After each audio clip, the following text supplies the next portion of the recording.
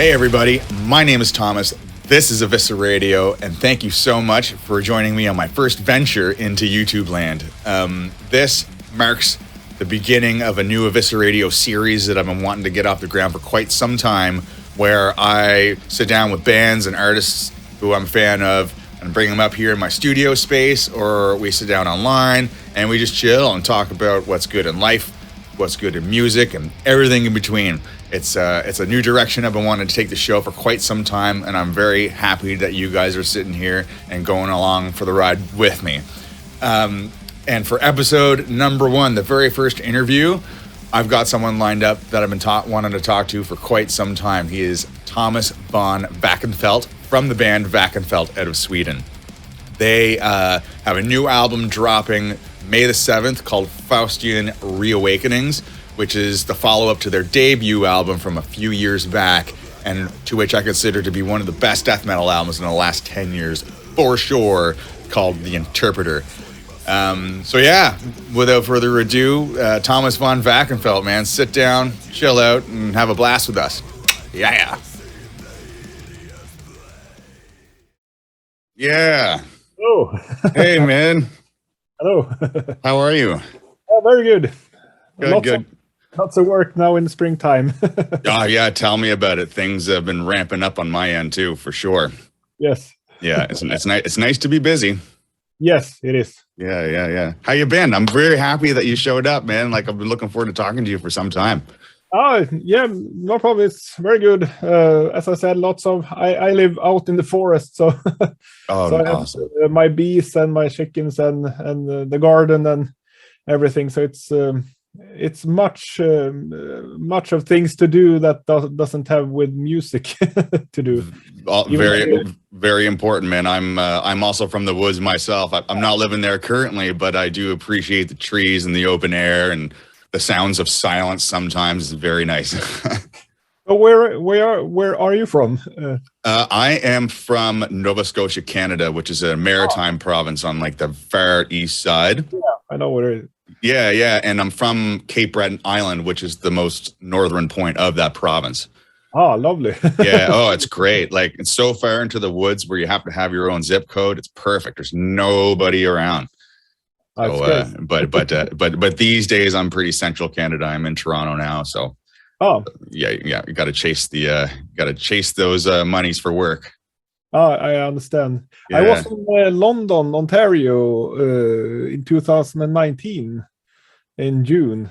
I was there for a research conference, so it was. Oh, really? Yes, I presented some papers at the conference in. London was the name of the. London, Ontario. Yeah. Exactly. Yeah. I can't remember the university. Yeah, I'm not entirely sure of the universities up there. I'm fairly new here, so I'm still kind of getting my my groundwork in terms of what's where and so on. Yeah, understand. Yeah. Was what you were delivering up there related to your academics, or was it something? Yes. That was, yeah. Yeah, it was a research paper about the sublime in music. I love it. So I had some examples from Gesualdo, for example, a early Baroque composer, late Renaissance composer, and some Wagner, of course, and some folk, traditional themes from Norway and Sweden, and up to Metallica and black metal and so on. And so I tried to, I tried to argue that I think it's good to use even sublime matters in the music education, not only flowers and happy fluffy stuff. So I argued. I got some bad words from some, but some thought it was interesting. You got some bad words from that? Like, how do you mean? Yeah, people thought it was too provocative. Isn't that how you want to come across as? Like, it is your point, but anyways. Yes, that was my point. I think the academia is meant to be not provocative just for the provocative, but to raise the difficult questions. For sure. Well, like, I mean, you would want to, approach those questions to people with open minds, right? I mean, you obviously have one yourself. That's why you're pushing that kind of stuff out there. Yeah, I think so. in some ways or another, I'm quite open. Then I have my conservative sides too, and my morals. But I think everything should be discussed. I agree. I'm the same way too. It's one of the reasons why I'm venturing into this new YouTube realm with, just creating a space for open discussion about whatever could go down. With specifically with artists and bands whom I respect and have fondness for, which is why I invited you for episode number 1, man. That's a great honor. Yeah, well, thank you very much. It's an honor to have you here. On the topic of your academics and obviously your cred as a metal musician, like it seems to me that you are pretty steeped into music, and that had to have like struck you at like an early age. Like, what kind of how are you how was music exposed to you? Were you exposed to music when you were coming up as a person? Were your parents heavily involved? Was your school involved in some capacity, or did you lay out the groundwork to follow the path in music on your own? Yeah, in some way. My father listened a lot to music. He wasn't a musician. I think he wanted to be a musician when he was young, but he grew up in a place where you were supposed to work in the woods like a lumberjack. Sure. And if you didn't work as a lumberjack, you didn't count. Yeah, I see. But he supported me, and of course my mother also supported me. So I got my first a really fine guitar when I was like 13, 14 or something, a red Hamer electric guitar. Oh, yeah. I was very interested in. My father listened a lot to Dire Straits, for example, but also to Led Zeppelin, Black Sabbath, Deep Purple, and the early metal bands from his youth. Oh, so cool. I listened a lot to them. But then I found myself, I think Halloween was actually my first favorite band when I was like 10, 11 years. And then quite fast after that, I found Metallica and Slayer at the end of the 80s, I mean, and around the 90s. And then from a friend, I heard Left Hand Path with Entombed. Oh, and away you went. And then down the rabbit hole. Yeah. So I was also into horror movies. I really loved watching horror movies. My father also liked that kind of. We watched Alien when I was like 7 years old, and I was really touched by the sublime. Wow, no way. So, and when a friend of mine and me, we bought the Clandestine vinyl record at the local market here, and we went home to his father and put it on the gramophone player. Is that the correct? The record player. The gramophone with the big horn. Yeah. Yeah. And out this sound came, and we was really, oh fuck, what is And then we started listening to this, and we got not frightened maybe, but it certainly strung a string in ourselves, and then suddenly we thought that, oh, this is actually good music too. It's not just scary. It's fantastic music. So, and then I was a die-hard death metal guy. Good. That was the turning point, was it? Yes, it was. And then I found there's a lot of traditional folk musicians around here.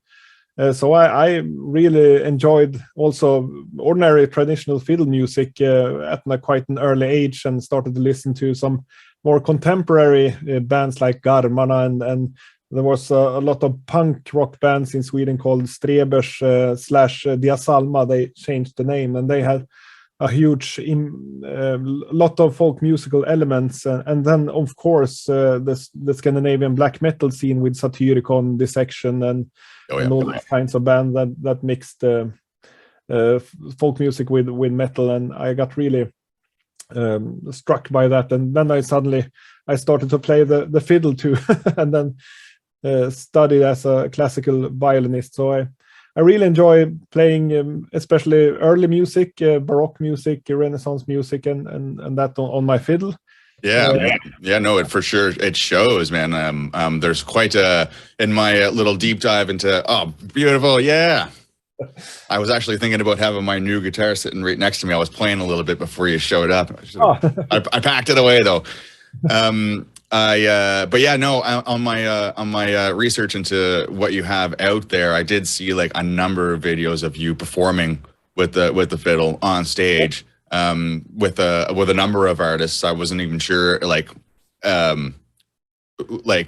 were they students of yours, or were they other musicians that sort of do the same sort of thing, like maybe even a tour circuit? Is it related to like your academics at all? I didn't know that you were a metalhead first, and then you were getting into more contemporary kind of things. Are these two worlds kind of related in a way, or? Yeah, I think so. I remember when I found a local fiddler from my hometown here. Hometown is home village. Home village. Yeah, I have one too. Hultkreppen, and that means it's a dialectical name, and it's a bad name. I don't know the English term for it, but he was Hultkreppen means actually a bastard son of Hult, who was his father. That's the name of the village. The fiddler. Oh, the fiddler. Okay.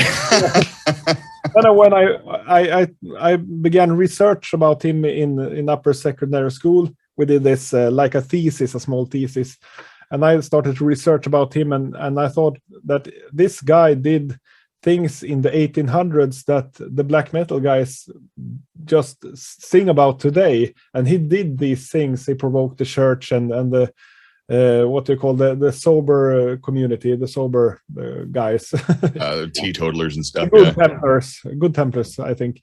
Yeah.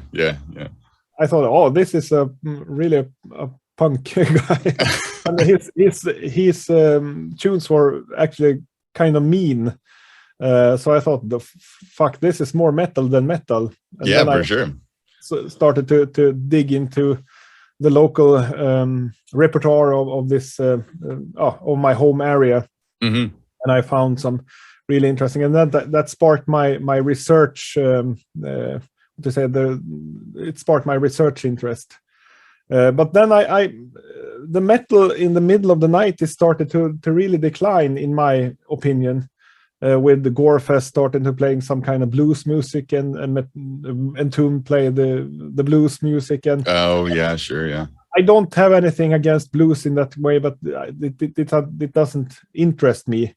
So this is boring. I begin to focus more on classical music and folk music instead. But then some really good records came out in the beginning of the 2000s. I didn't stop listening to Morbid Angel and Dayside, and I think they kept on in a really good manner. But I started to lose interest a bit in the extreme metal music, and followed it just with one ear. Yeah, no, for sure. There was definitely a dip around that era. Most definitely. Yeah, I know. I caught on to that too.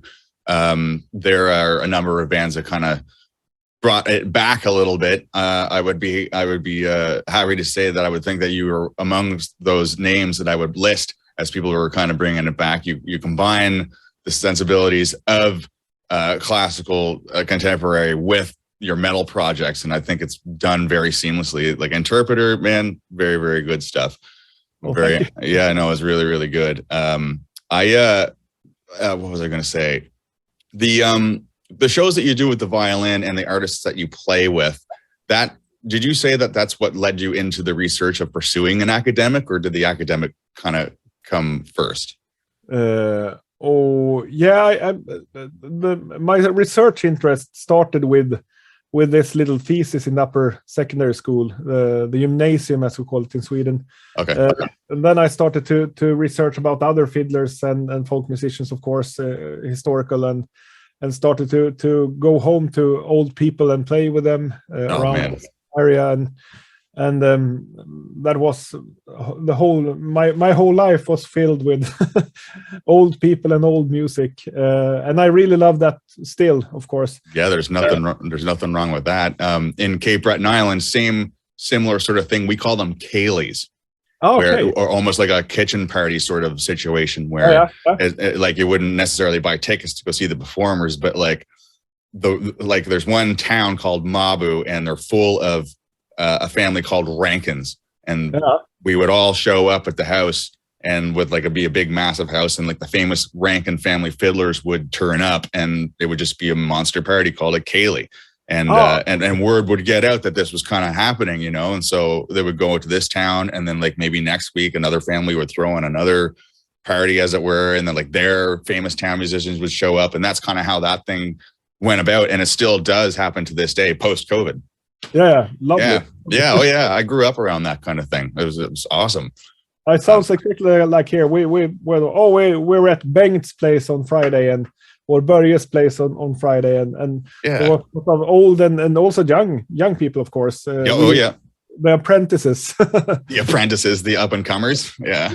So we were listening to these old guys playing this, and when the night turned more into morning, it was more and more minor oriented, and you started to get this really magical atmosphere. Almost out of this world, like listening to a Mayhem record or something. Yeah. So it was really sublime. Very cool. Very cool. Yeah, no, I'm glad we have an understanding on that. I miss that kind of stuff.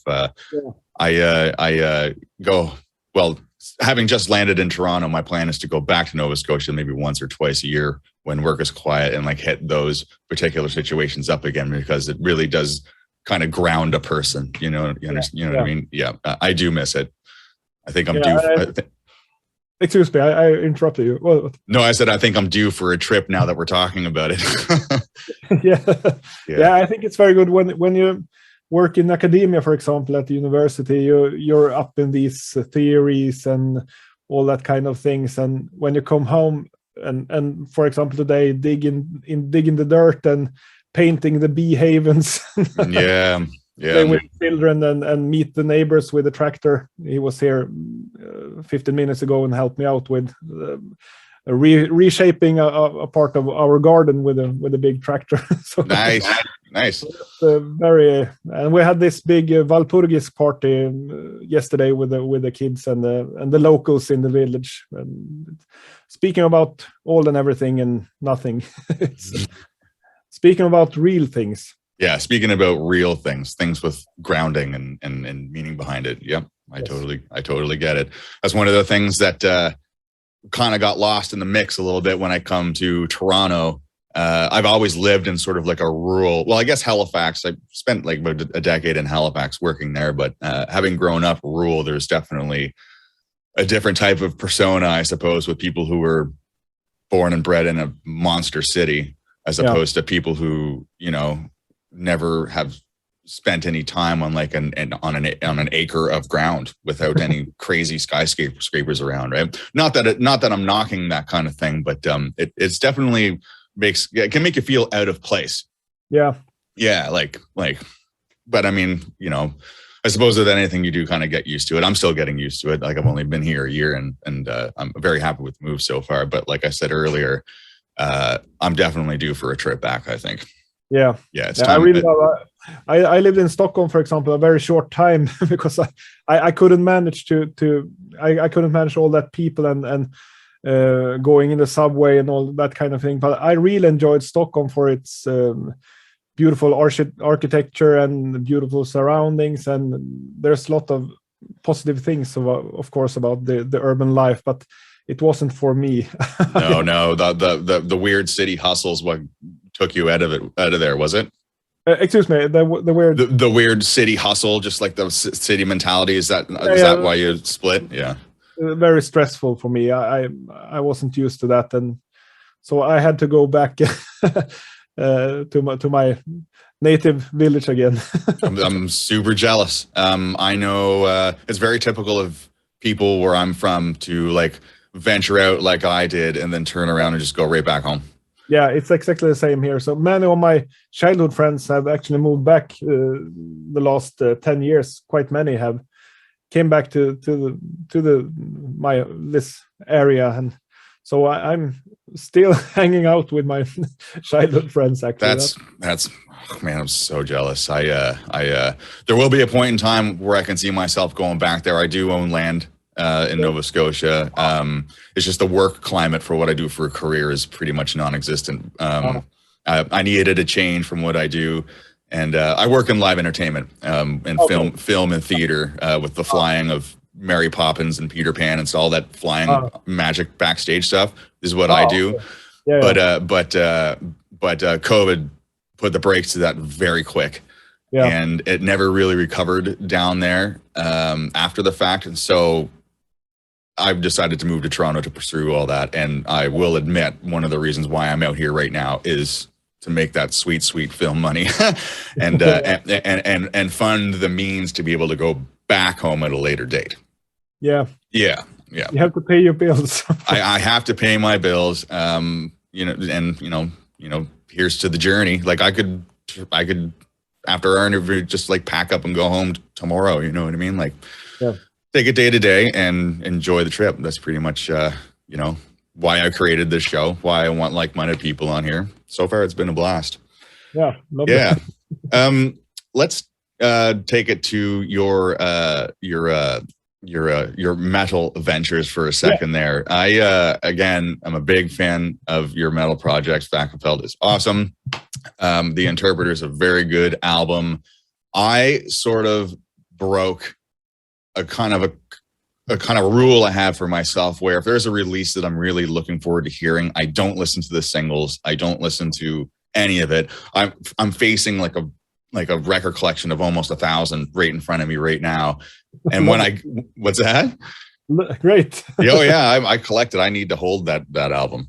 But I will wait until it shows up in the mail, and then that's when I would listen to it for the first time. In your case, I wanted to make an exception just so I could comment on it a little bit. Because I would love to talk about the new album for the next couple of questions or so. But it seemed to me that having listened to like the first couple of singles is that the mood of what the second album is portraying is decidedly darker than what the Interpreter had come across, at least in my opinion. I was wondering. The mood in which you are having this new album portray, is that sort of like a natural progression of where the Interpreter was coming from, or was it more of like a specific direction that you wanted to take with the spirit of this new album?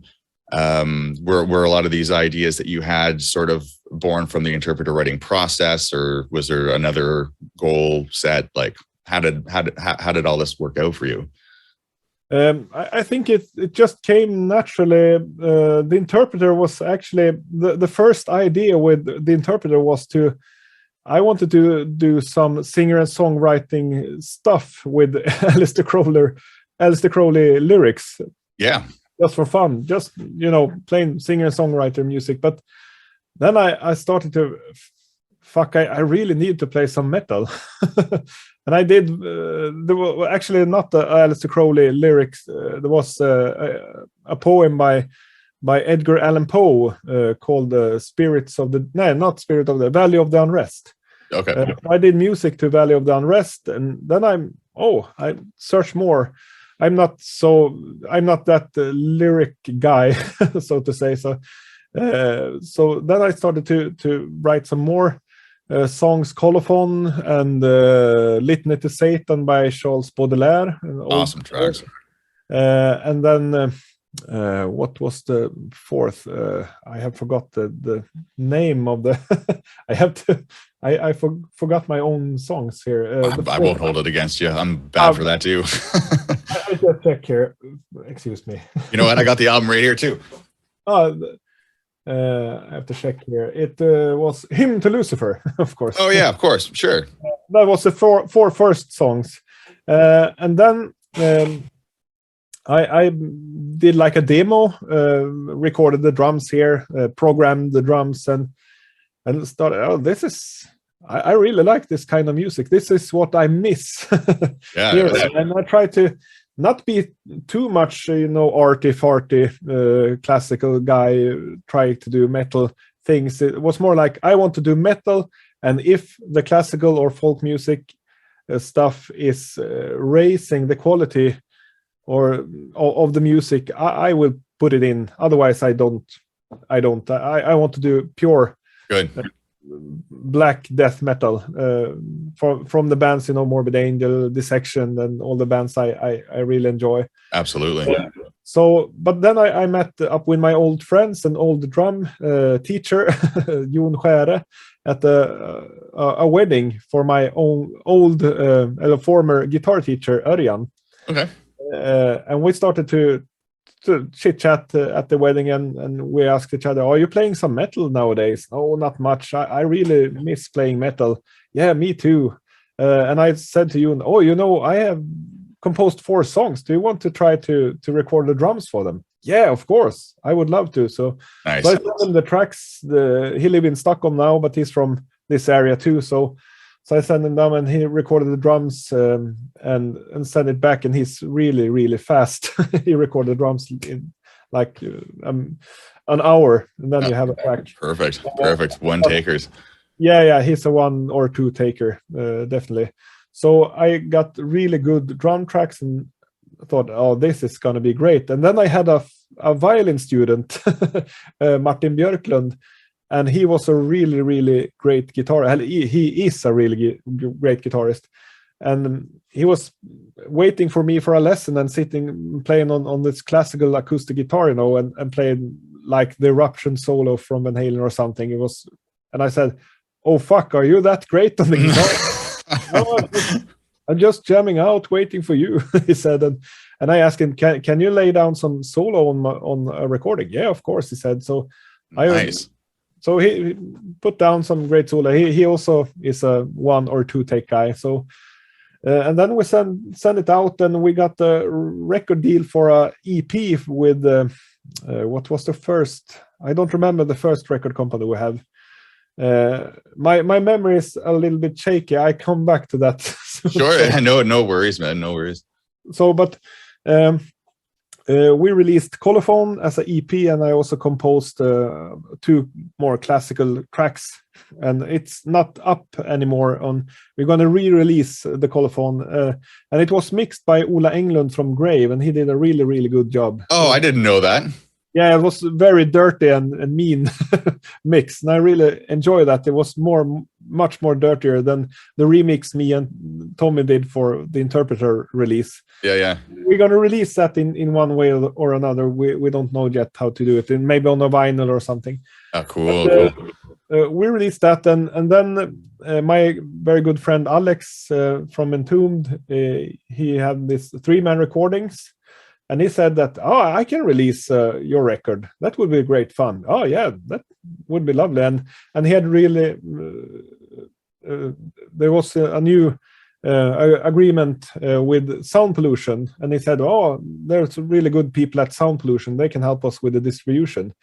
So, okay, so I finished the record and then do some more songs, and then we see what happens. And I started to compose this full-length record, and Jon also composed songs for it, Arthur and Asar, for example. So it's not just me sitting and doing songs, it's also Jon. And hopefully on the next record, Daniel will be more involved with the songwriting process, because Daniel came in when we had composed the songs already. So he just came in and put down some guitars. Not some guitars, actually quite much of the guitar work is yeah. So but he have composed one song, an interlude called Incipiens. What's the name again? I have forgotten the name. I'm a very confused guy, but we all are sometimes, man. Don't worry about it. So we released it, and we got really good reviews, but it didn't happen that much. So we started to when the record was released, we had like 4 or 5 songs already. So we just Jon wrote some songs, and I wrote some songs, and Daniel had this interlude, acoustic, very beautiful interlude. Oh yeah, it was very good to have that, because the record was quite intense. So we need like a Call of Cthulhu or something. So it served as like a very nice break. Yeah, exactly. So But I got through quite a difficult time. I collapsed when I held a lecture. Actually, I collapsed. Get out of here! Really? Yes. So, but what happened? What from what? I had worked far too much for far too long. I worked day and night, so suddenly I didn't know where I was, and I started to the sweat is starting to coming, and I'm very, very dizzy. And I don't take drugs, I don't drink alcohol, and good for you. I do a lot of exercise, so I'm in quite good shape. So it was related to far too much work for far too long. And for example, I found the song "Become Who You Are." I found that on my hard drive. I was searching for another song, and I was a new black metal song, 4 or something was it named. And I thought, oh, what's this? I started listening. Oh, this is awesome. I didn't have a clue that I had written this. It wasn't in my memory. So I started to try to hear what I was singing on the song takes, and it was not the whole song. It was just maybe 2.5 minutes or something. Okay. You are, but I had recorded that 3 days before I collapsed, so it was gone in my memory. So I have had some issues with my memory the years after, and I'm getting better and better doing exercise and living healthy. So, and especially making this record was very healthy for me. So that's maybe why it is a little bit darker and a little bit more aggressive than the Interpreter. Interesting. And I started also to focus more on the lyrical work for it. So oh yeah, that brings me to a question I wanted to ask: the contrast between the lyrics of the new album and the Interpreter album, and what direction those might have taken, not just in comparison to like where it went sonically. Obviously lyrics are a big deal too, and I was curious as to what your direction would be with this new release, given that like your placement mentally is healthier, in your words. You know what I mean? Yeah. Yeah, so the lyrics on the former was more like I have always obviously like the occult and the esoteric way of life and the world. Sure, yeah. Starting with horror movies and death metal, and then reading a lot about this, and more on a philosophical side, reading the old philosophers, of course, Plato, and I don't know the English word, Socrates, Aristotle, and these guys, and up to Nietzsche and these more modern and of course even philosophers, Hannah Arendt, except for example from the 1900s, and starting to then this is of course related to my academic work too, where I'm sometimes use a lot of philosophy in my papers and in my research. So I started to I don't think there's not a theme on the new record maybe, but if I try to find a theme, or we call it in Sweden a red string. What's a like a connection between that would probably be the search for personal freedom and to become a better person. So awesome. Maybe not just a better person for, of course, for your friends, but also for yourself. Take care of yourself. You're preaching to the choir on that one. The pursuit of loving yourself is one of the most important pursuits to undertake. And whatever kind of project you're laying out, whether it's spiritual or musical or through the work that you do or whatever, because if you find that you don't love yourself, and who else is going to? You have to be happy with the person you are inside. Yeah, and that is a pursuit that I can definitely relate to. I made a lot of changes in my life. I rarely drink. I do not do drugs. I'm heavily exercised. I invest heavily in my passion projects, as you can see here. I'm down with my career. I'm one of the lucky few who have like a great job. I love what I do, and I'm good at it.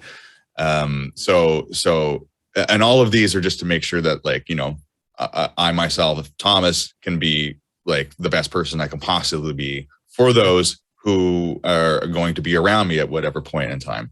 Yeah. And I'm glad to know, or I'm glad to hear that you are sharing the same type of philosophy. Yeah, I try. Well, I mean, it can't always be easy. Trying, it has to be trying, you know. Yeah. So, as soon as it becomes easy, then you have to make some changes. Yes. And I think it's very important to, that's one of the main findings in our research, for example, if I put that on my academic hat here, that you have to confront this dark, the dark night of the soul, the concept of the dark night of the soul. And you find this archetypical quest, for example, Inanna, when she goes down to Ereshkigal in the Sumerian mythology, and you have in the Norse mythology, you have Nanna going down to Hel to save her husband Balder from being killed, the light of the world. Yeah. And I think you have to have a good. I really, for example, enjoy going in church. For example, I'm not Christian in that way, but I find it very rewarding to visit different kinds of religious environments. I think that's so, and the interpreter was quite Satanist. Yeah, it was. Yeah, a theme, but I think you have to you have to interpret it like in a more philosophical way. That you have to confront your inner darkness to be a better person. Absolutely, it is one of the healthiest ways to grow. Yes, and for example, the next record, we have already composed some songs for the next record. And you mean there's a number 3? Yes. Yeah. Awesome. So me and Daniel and Jon, we have speaking, and should we need like a theme or something for the next? And all of us was into the Stoicism. So maybe we're doing a Stoicistic record next time. I don't know yet, but we're speaking about it. Oh man, I can't wait. I still have the second one to get through. Now you're already turning me on to a third one. Man, good. Good. These songs are very, actually, I don't know if metal guys always say this is the heaviest record, this is the fastest record, and so on, but it's going to be a really fast and heavy record, even if the theme is Stoicism. So we'll see what happens. Well, I look forward to it. I'll probably break my rule again and have to listen to the singles when they come out. Sorry, go ahead. No. So what did you thought? I'm really interested in what you thought about the sound on the new record. I mean, I only had the 2 singles really to go off of, and the number of covers that sort of peppered the YouTube channel that you have out there. They sound similar sonically. I just can't help but notice that the flavor, which I'm a fan of, is like it's more temperate than what I've heard on the interpreter, and I'm looking forward to find out like how the rest of the album fits in with those singles that you've released for that. And I'm almost hesitant to ask about those songs because I kind of want to save the surprise for myself. So like I don't really have too much of a question in that regard as it is more of an observation. Like I really don't know what to expect from the rest of this release other than what I have heard.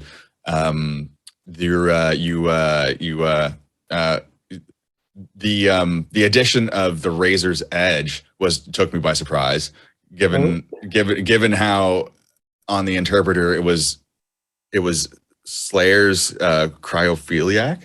Necrophiliac. Necrophiliac. Yeah. Anyways, the Razor's Edge was a welcome surprise for sure. And and then I saw these Metallica covers that were coming up as well. Yeah. Was there, and oh, by the way, the stringed arrangement in Orion is bad-ass. Oh, thank you. Oh, so good. Was there any kind of debate between whether to go with an AC/DC cover for the album versus a Metallica cover? Did it come down to like sort of like a copyright thing, or like why Razor's Edge? Other than the fact that it's a great cover, like that's an interesting choice. Yeah, we're just chit-chatting, and Daniel was coming into the group, and we really wanted him to come in fast and welcome him, and we were discussing maybe we should do like Metallica always had done, like recording a record, recording a cover song for setting the sound for the album. I know they did it, for example, they recorded Blitzkrieg for the Ride Lightning, and they recorded what's the for Master Puppets, the Prince. No, that was for Justice. Never mind. They have recorded favorite songs before they have recorded the albums, just to setting the sound. Okay. Oh, and me and you was discussing maybe we should do some cover songs, and Daniel was yeah, of course, that would be great. And what are our who are our favorite bands? And we started to every one of us loved AC/DC, and I don't think many people doesn't love AC/DC. Something wrong with you if you don't. And we didn't want to take the big hit songs. Many have done great covers of the big hit songs. We took more deep cuts, and I have always had the Razor's Edge as a both favorite album and favorite song. So I suggested the Razor's Edge, and the other guys thought, yeah, that would fit perfectly to our sound because it's a real sinister. Yeah, for sure. The cover came across as that, and Razor's Edge is definitely the most sinister AC/DC track that I can think of. So yeah. Yes. That and Hell's Bells. So I produced a death metal album like about 12, 13 years ago, and we were on the topic of covers way back in the day, and I thought Hell's Bells would definitely be along the lines of something that these guys would have done. Yeah. But and it never occurred to me that Razor's Edge would have been a contender for that. But I mean, you guys did it and did it justice. So what can I say? Thank you very much. Yeah. I really enjoy that record still to this day, and the other guys do that too. But then we are die-hard Metallica fans. So, oh yeah, for sure. And we 3 weeks ago, I think it was, me and you was performing in Stockholm with a Metallica cover band called Sad But True. So when we have some folk music flavors in our music, we thought that Orion would fit perfectly, because the mid section is in Orion is I think it sounds very Swedish. It kind of does, doesn't it? And that I have thought that for 20 years, but this is a fucking Swedish song. And then Lars Ulrich said in an interview that his grandma lived in Sweden, so he was spending a lot of time in Sweden when he was young, and he said that, and Cliff came with this Swedish folk song, and we thought, yeah, that's awesome, let's bring it in. And it was meant to be in Sanitarium at the first place, and then they did Orion as a soul track. But it's a typical Swedish folk waltz. Sure, yeah. So Daniel, he took his accordion and the mandolin, and I took the fiddles and the cow horn. So and we went full folk music in the midsection. And it worked great. Yeah. Oh, thank you very much. It worked really, really good. That string break is awesome. Can we expect maybe like a not an EP or a release of like string renditions of Wachenfeldt tunes? Like, is there an unplugged interpreter coming out? Yeah, actually, our record company boss Alex Helin, he enjoys listening to our, on every track, almost every track on both the interpreter and Faustian Reawakening. There's a symphony orchestra in the background, and I do programming. I program the woodwind instruments and the what's the English word? The brass instruments. Yep. Then I do multi-layering with the fiddle. So I put down a stereo microphones, and I'm moving around the stereo pair. Cool. Neumann stereo pair, and record the multi-layering, the orchestra, the strings. Yeah. So it's really it's authentic strings, and I have watched in many reviews that people are tired of the synthesizers in our music, but it's not synthesizer, it's real. It's real stuff. Yeah. To a learned ear, it's real for sure. Yeah. So we have thought about releasing maybe on the Bandcamp page or something the orchestral tracks for the songs. For example, the Warrior Mounts, the latest single. It sounds like an orchestral piece without, even if you take out the band, so to say. It sounds like and many others of the songs too. So we maybe should do like Alex want and release the orchestral tracks, like single tracks on Bandcamp or maybe on Spotify. I don't know yet, but yeah. No, I second that. Do that. I will buy that shit. Yeah. I'm a big fan when bands release variations of what they've already put out. I'm huge into that. Remix, like, well, this wouldn't be a remix, but you know what I'm trying to say. Just like different iterations of like the same sort of thing. Yes, it's like Metallica did the elevator version with Nothing Else Matters, with only the orchestra and the acoustic guitar and James Hetfield, and that's very. Did they? Yeah, they released it on the Black. When their Black album turned 30 this year, they had this huge box. Oh, right. It should be on the streaming services too. I'll have to take a look into that. I had no idea. I never really knew. I didn't really follow the re-release of the Black album that much when it showed up on the radar. I'll check it out though. I never knew that. Nothing Else Matters is a great track. Yeah, it is. Yeah. It is. I would just to bring it back to like the sonic template that both these albums have. One of the best additions in terms of the overall soundscape that you create on this is your voice. You have, oh man, like, so there are a number. I don't want to come across as like gushing or fanboyish, but like George Fisher from Cannibal Corpse, Charles Elliott from Abysmal Dawn, and like there's a couple others who can really combine like a dark guttural bark with enunciation and being able to tell what they're saying. For your stuff, for example, I don't need the lyric sheet. I can hear what you're saying. Oh, and like it sounds baller. And I was curious to know, in terms of that instrument being your voice, I guess there's a couple of questions in here now that I'm thinking about it. Did you steer that instrument to fit with the rest of the sound that you were looking for? Or did you already kind of have that innate sort of frequency in your voice and like the music just fit with that? Or like sometimes I've been around a lot of death metal and black metal vocalists, and some of them have different answers to this. Like I wanted to sound like this singer, for example, and so I steered my practice towards that. Or I stubbed my toe real bad and this noise came out of me and I was like, fuck, let's put some tremolo behind that shit. You know what I mean? Like everyone's kind of has a cool response to this. And I was just curious to know, like what's yours?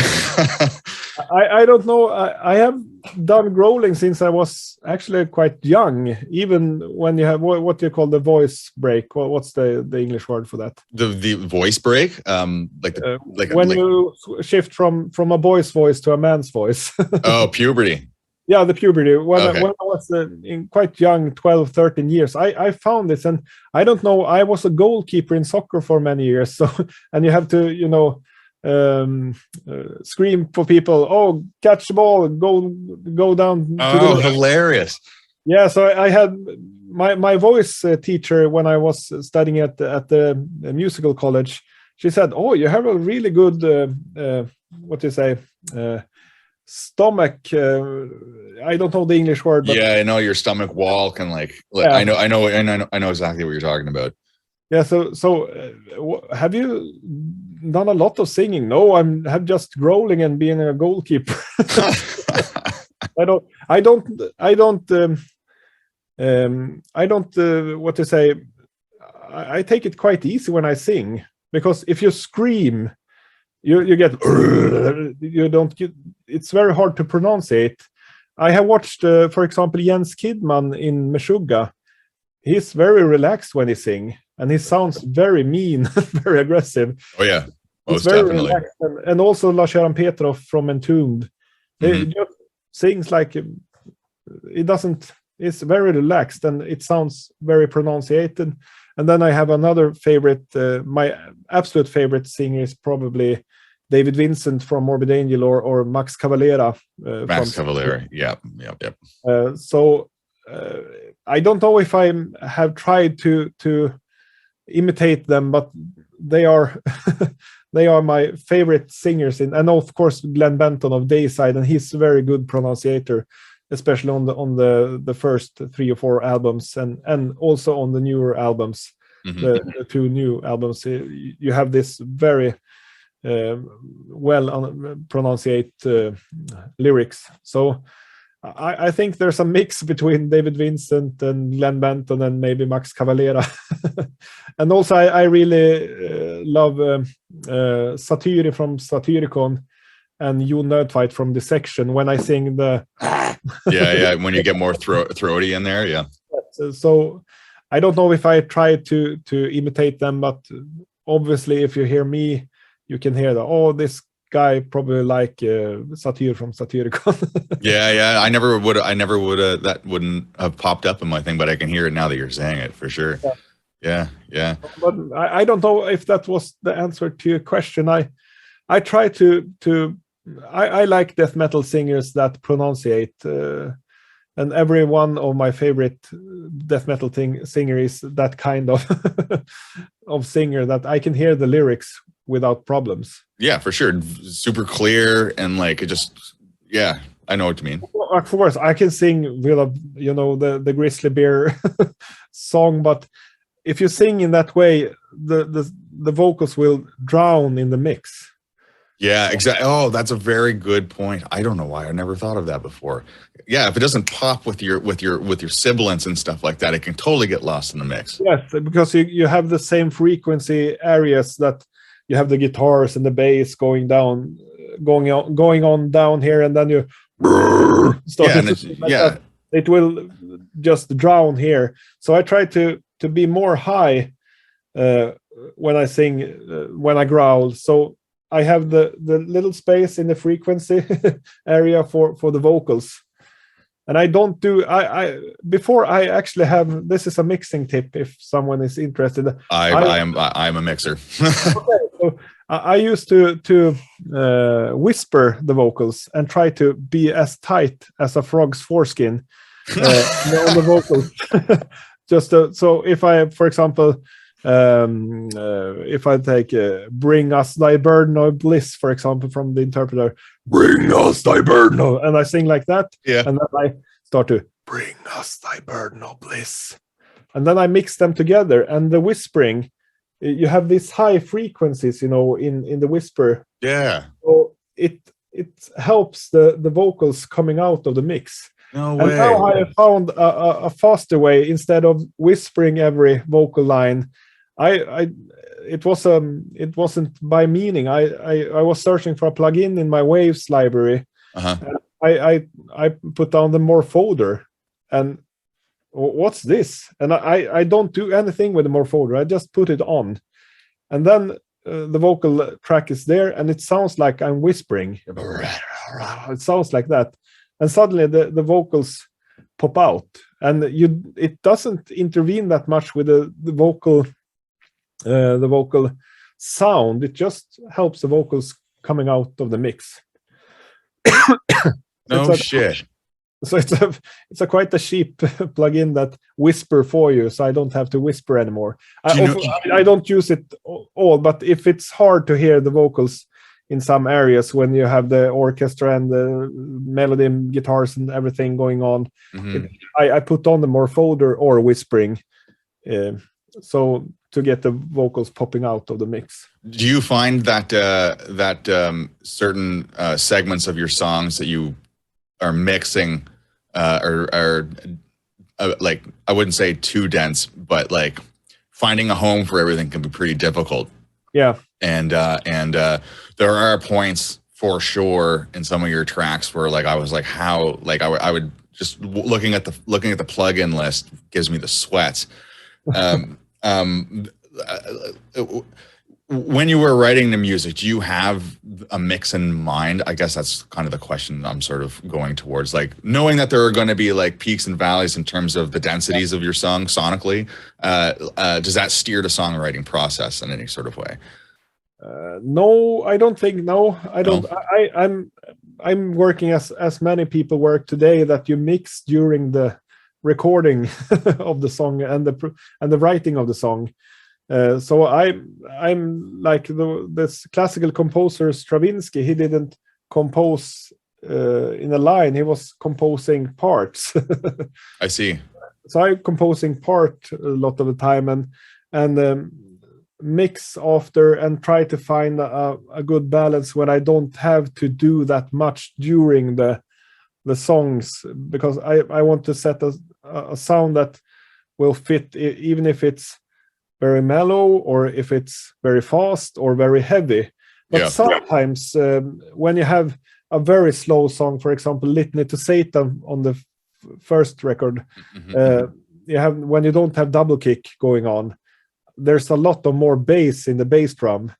So the different tracks for the different mixes for the bass drum. On this record, I didn't do anything of that. I set Jon recorded the drums, and the drum recording was really, really good. There was a very good ground sound. So I didn't actually do that much on the drums. I wanted to. We were thinking that we want them to sound like Raining Blood or Seasons in the Abyss or something with Slayer. Because we're also diehard Slayer fans, of course.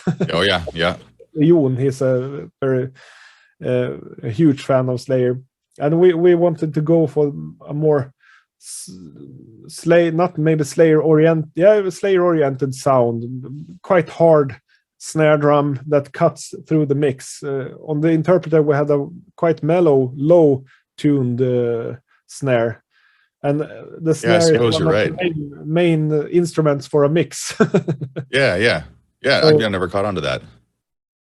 So we worked a lot. The thing I worked most with, it's the bass and the snare.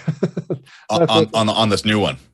Yes. Yeah. Okay. And also on the former record, if you have a good, of course, the drum sound and a bass sound, and the rest would just fall, not fall apart, fall into fall where it needs to fall. Yeah, exactly. Yeah. There is like a natural home for pretty much any sound, really. Yeah. So if you have this fundament, it's like building a house. You have to have a good fundament. Yep. Your foundation has to be set. Yes. Yeah. I'm currently working on like a couple of songs of my own. I do mix out of this studio space, like on an amateur level. Yeah. But and it's not metal stuff. Like the stuff that I do on my show and my records collection, it's stark contrast to what I actually write as a musician. And I can't exactly squeeze a drum set into the studio, but I do have the means to be able to make like a full sounding track. And it's interesting to hear these little auditory gold nuggets that you're kind of chucking my way, because I'm making mental notes of like, oh yeah, okay, no shit. I'll remember that. I'm a teacher in sound engineering, so I try to. Oh, you do teach in sound engineering too? Yes. So that's my work now from January. I work at Dalarna University at what's the English name? It's like audio and sound editing. Okay. Yeah. So I mostly do academic work. I don't. We have very skilled people doing. This is how you're gonna push the buttons and So I don't do that much more artistic oriented than academic work on that. But I'm very interested since I was a little kid in recording things, since the cassette porta. Nice. Yeah, cool. Yeah, same here.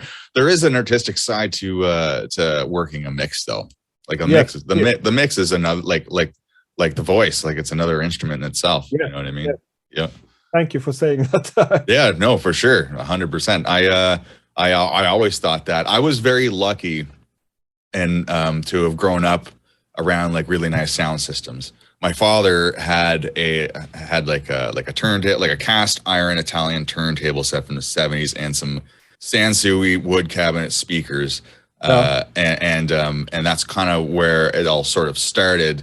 And I've always had like good mediums in which to listen to. Like I spend money on good headphones. I've got 2 Genelec speakers in the back.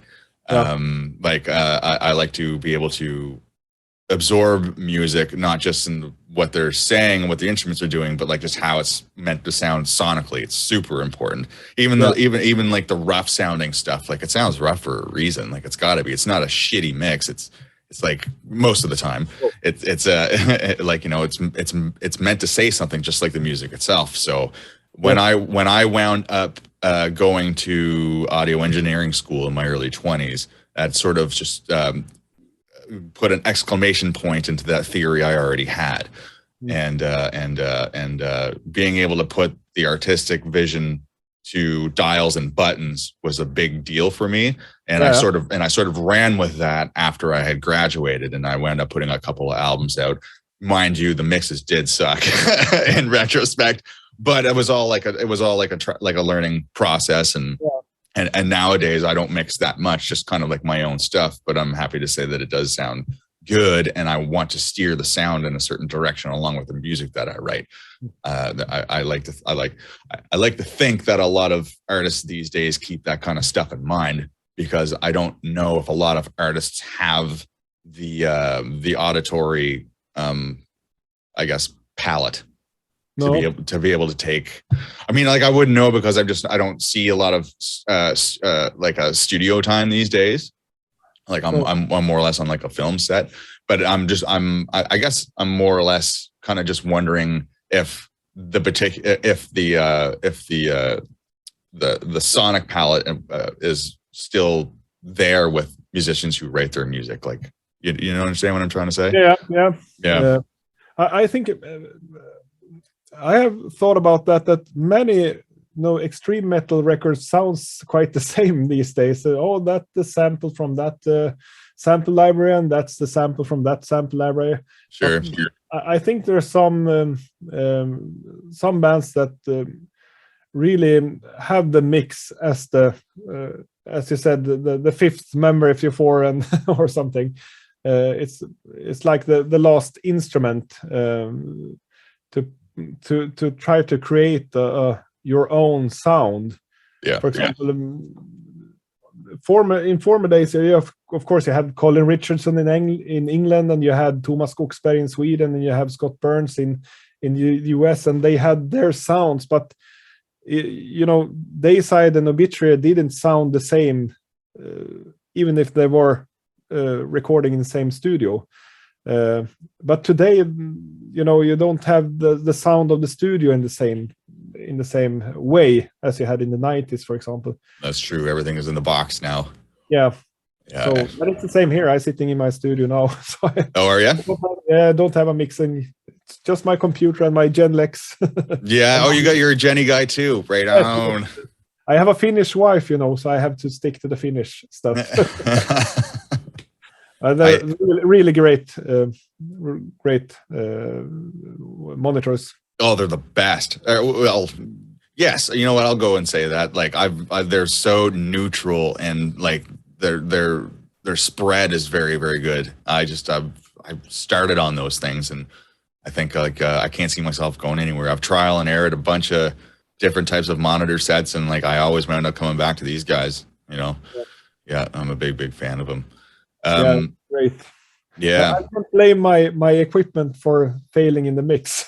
I'm sorry, what was that? I can't blame my equipment if I fail in the mix. Yeah, I know.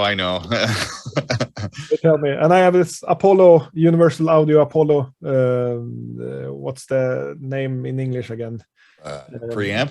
Yeah, preamps. Thank you. Yeah. Thank you. Yep. So I have a good equipment at home and a good room for recording and decent microphones. Yep.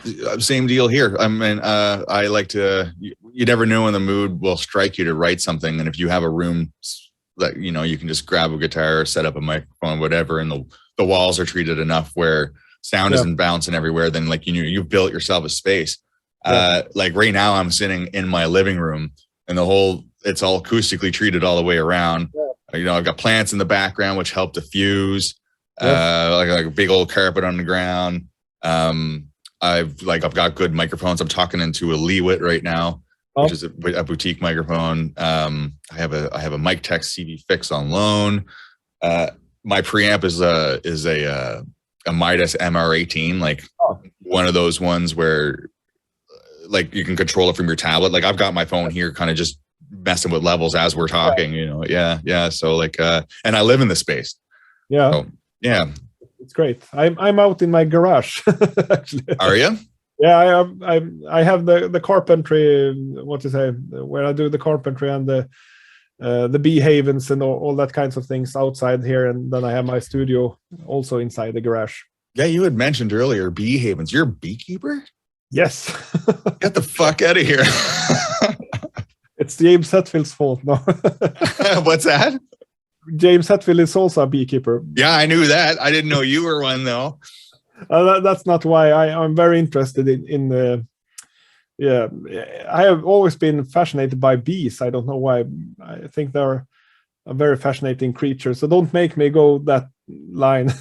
Yeah, we don't have to go down that route. I was gonna say, if you're gonna Bandcamp any jars of honey, make sure you let me know. I'll promote it.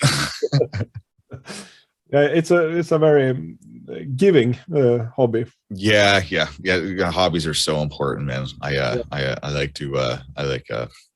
I'm like I said earlier, I'm well invested into my passion projects. I'm a serious guitar player. I just started steering towards a new line of guitars to better portray what I'm trying to say with the instrument. I don't know if you've heard of a company from the States called Breedlove. Yes, I have a Breedlove guitar here. No, you don't, do you? Yes. Hang on a second. I'm going to go get mine. I'll be right back. This.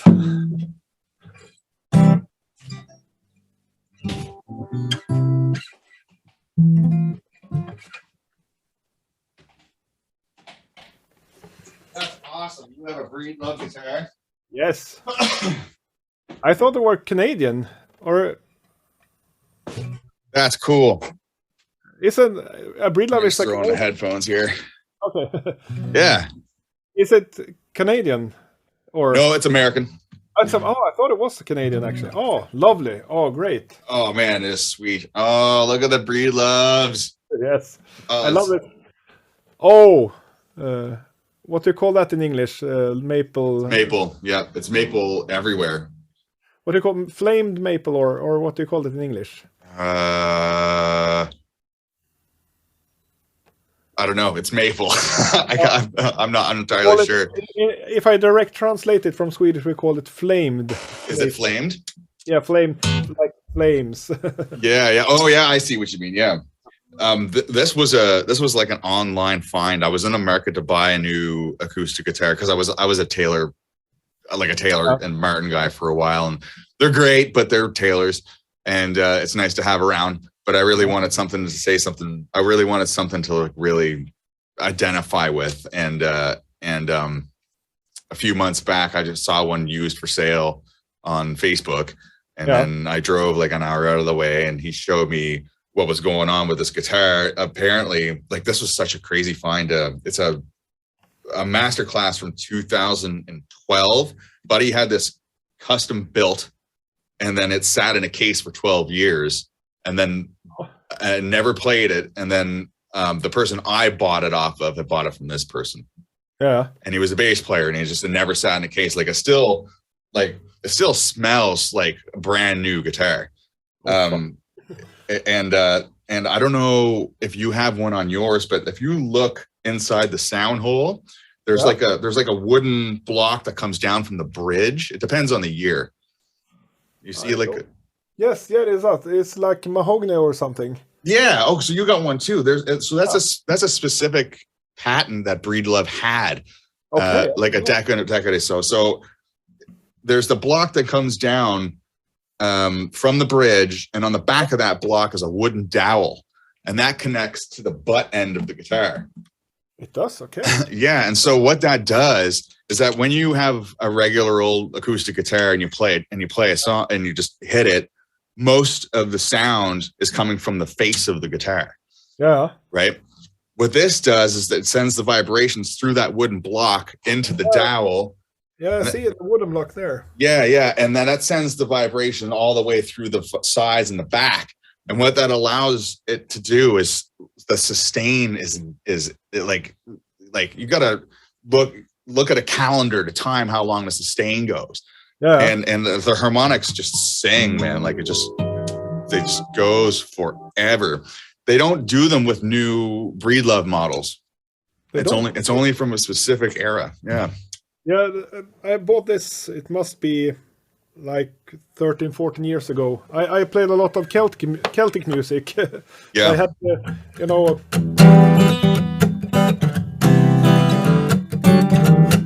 I played that kind of. Yeah. It have to. Well, and I tried some Taylors and some Martins, and me and a friend from Belfast were trying out this guitar because I needed a new guitar. So Paul came with me at the local music shop in the city, and we were listening and try out this Martin and this Taylor and this and some more guitars, and both me and Paul was blind testing them, and we said, oh, this Breedlove it's much better than the other, and it cost like a third of a Taylor or something. Oh, really? Yours did? Mine did not. What, excuse me? I said yours cost a third of the Taylor? It was like 8,000 Swedish, like $1,000 or something. Oh yeah, that particular model you have right there. Yeah. Yeah. So it was very cheap for a good guitar.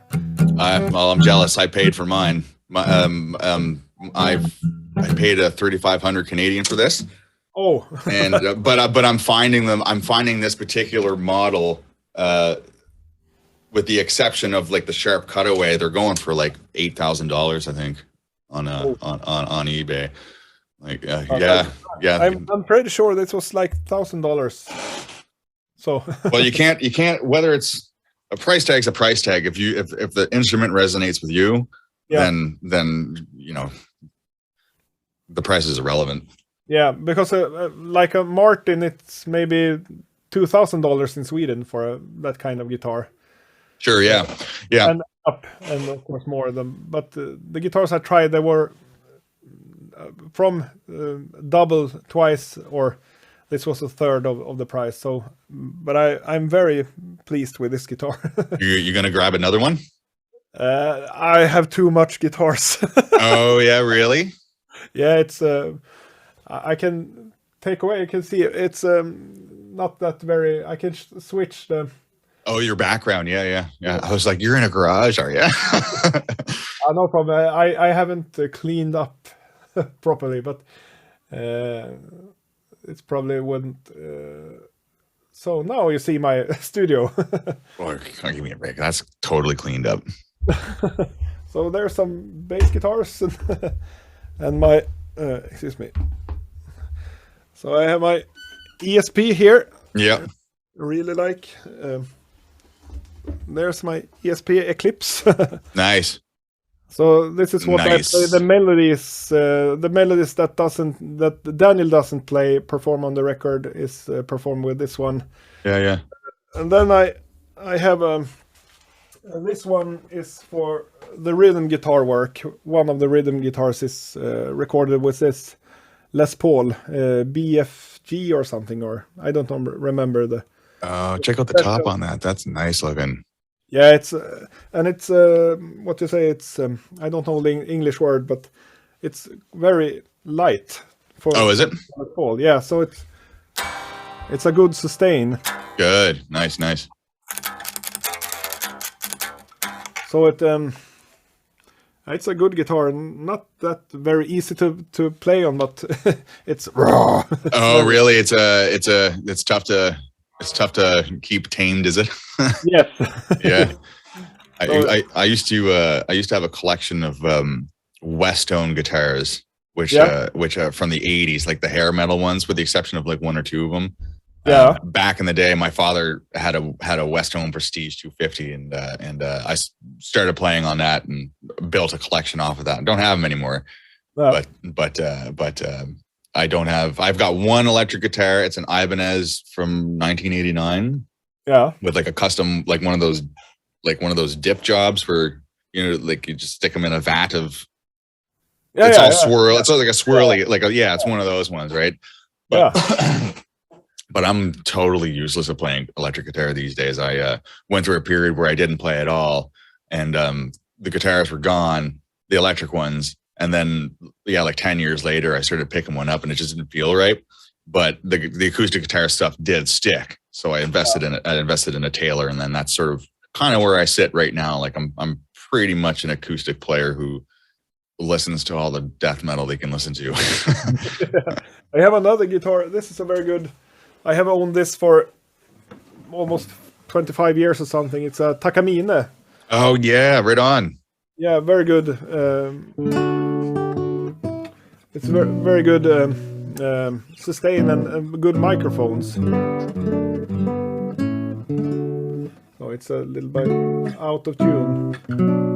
Oh, nice. I don't have a nylon string guitar. I've always wanted one. So I play a lot of classic guitar on this one. Yeah. Do you find yourself playing a lot of stuff for yourself or whoever that isn't metal inclined? Like say you're hanging out in your studio and you're not talking to me or whoever, and you're just kind of just jamming out. Like you just sort of do you have a particular type of music that you gravitate towards when you're not writing? I listen a lot when I'm working out. I'm sitting here most of the days working. Since the pandemics, a lot of the work at the university goes with Zoom and that. Yeah. When I have a little time over, I like to play the classic guitar actually, and of course I find some old Baroque notes and play on my Baroque violin. Yeah, cool. I have it here besides me. So yeah, right on. Yeah, you showed me there earlier. Sweet. So it's a 300 years old German violin from Wittenwald. That's a 300-year-old violin. Yeah, it's from 1732. No way. Beautiful. That is gorgeous. It looks flawless. Yeah, it's very nice, in a very good shape. How did you come across that? It was a friend of mine. He was a violin maker living just a half-hour drive from here. And when I was studying at the university, the music college, what do you say? I was studying the classic violin, and he said that you should have this violin. It's good for Mozart, he said. So I bought this for a very cheap. He almost gave me it. He wanted to give me the violin, but I said I can't take that. I want to pay you for it. Sure, yeah. Okay, you can give me 10,000 kronor. That's like $1,200 or something. So still basically gave it away. Yeah, it's worth. I don't know really, but maybe $20,000 or something. Oh, man. It's very I hope you have like a anti-gravitational case that it floats in when you're not using it. It's no problem. They're quite. I don't have a. I wanted to show my bows are gone. They're inside. Okay. You can listen to the record for my fiddle play. Yeah, absolutely. And I look forward to that. Yeah.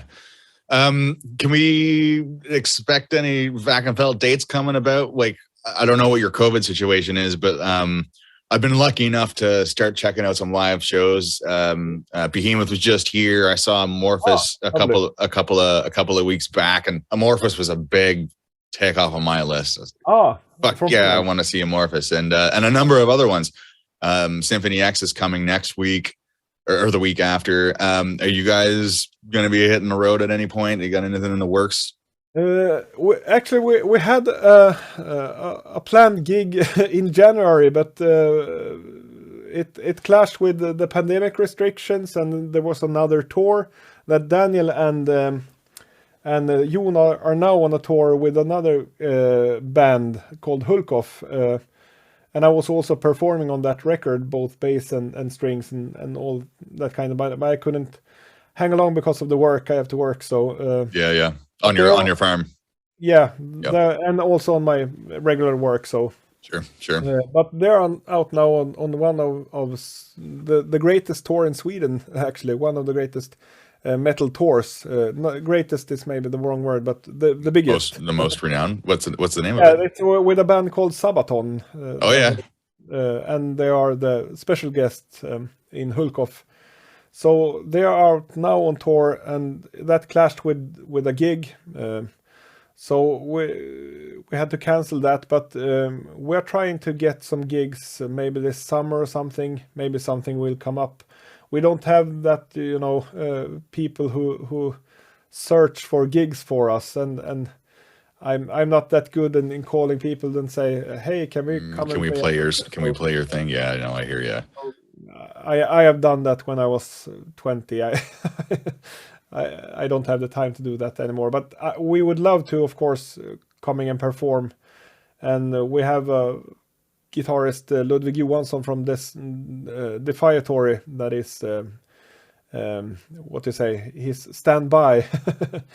I've learned the song, so, and we're using backtracks, of course, for the orchestral parts. So if people want us to come to and play, we would gladly do that. Well, there are a number of us out there that would like to see that.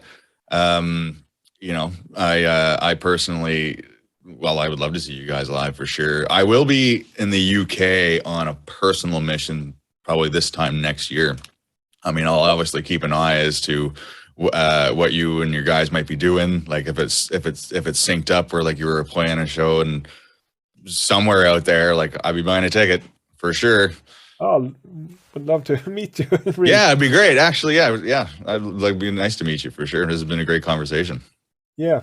But on that note, that's kind of all the time I've got. I got to get ready for the radio show that's coming up in the next couple of hours.